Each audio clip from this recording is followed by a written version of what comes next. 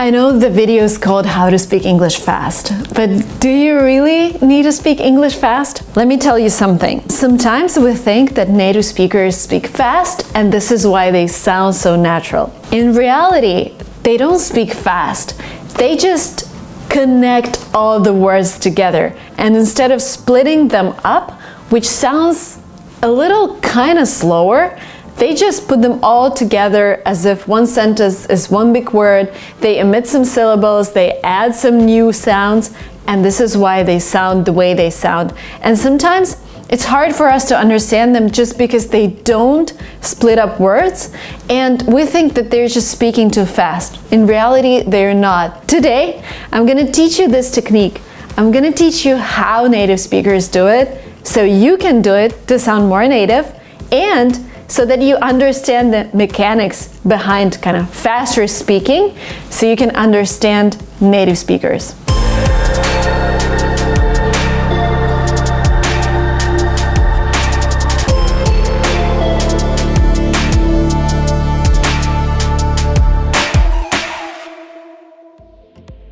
For example, you see a phrase, what do you? For example, in a sentence, what do you do? But Americans would never say like this, what do you do? They'll say, what do you do? What do you do? What do you do? So the speed, the pace is kind of the same. It's just connecting everything.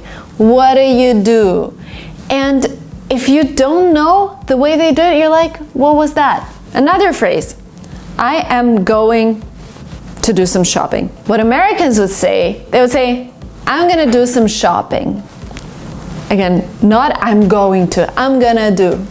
Again, they've connected something, they actually paraphrase it a little. I'm gonna get some water. Do you want some? And some Americans would even say, I'm gonna do shopping. This is like the very, very contracted version of it. So what Americans do, they take those smaller words and they pronounce them in a way that is easier for them in daily speech. For example, article the is pronounced like the. What's the weather today? So they don't say what's the weather today. They say they say what's the weather today. So it's the because it's easier. Oh, what about the weather report? You sometimes sounds like yeah. Do you want to go for a walk? Again, do you want to go for a walk sounds as if you just started learning English. Do you want to go for a walk? Sounds closer to being a native speaker. And another thing that you might have noticed, when we say what do, so we have T at the end of the word what, and we have D at the beginning of the word do, we kind of invent a new sound here. Instead of saying what do you do, we say what you do. So there is a sound ch, which appears in the middle. Again, this is a way to make your speech smoother, and this is what all native speakers do. For example, what you do for a living. What you do for a living. What you do? To make this even clearer for you, I'm gonna read a sentence out loud. The first time I read it, I'm gonna read it as a student. The second time I read it, I would try to read it as a native speaker. Let's do it. I am going to go out to Walmart. Do you need anything? I'm gonna go out to Walmart. Do you need anything? Again, I replaced I'm going to with I'm gonna go to Walmart, and I've connected Walmart with do. We have a word that ends with T and we have a word that begins with D. So I'm gonna go to Walmart. Do you need anything? And there is this ch that appeared in the middle. The next word, a little confusing, I know, especially when you hear this first in a native speaker speech. Something, they say something.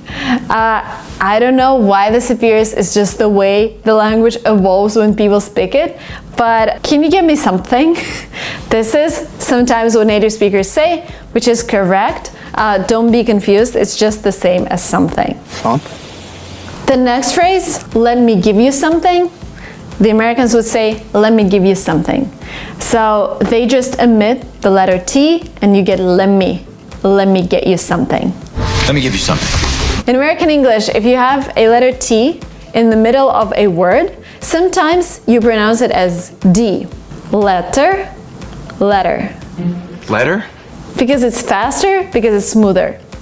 City, you don't say it. City, city. City? It's like DNR, city. Bitter, and it sounds a little British, so in Great Britain they would say still bitter. In American English they would say bitter. Bitter. Let me give you some more examples. Bottle, bottle. Butter, butter. Computer, computer. I can't even say it with the T. Computer, computer, computer. Daughter, daughter. 80, 80. 40, 40. Little, little. Settle, settle. 30, 30. You see, this T converts to D all the time. As you noticed, it's even unnatural for me to say little, 30, just because I'm so used to, inserting D instead of T. This would come automatically, not automatically, automatically to you guys when you practice. This is first the way to speak faster. Second, this is the way to speak more naturally. And third, this is an easier way to understand native speakers because you now know how the mechanics work. Let me know if this was useful for you guys. The homework for you, the task, is write down in comments below what other words have T in the middle and you pronounce them with a D. Just what I told you, 30, 30, little, little, that kind of stuff. You can Google that, but make sure you write something in comments so that you can practice. Thank you so much for watching this video. Don't forget to subscribe, and I'll see you very soon.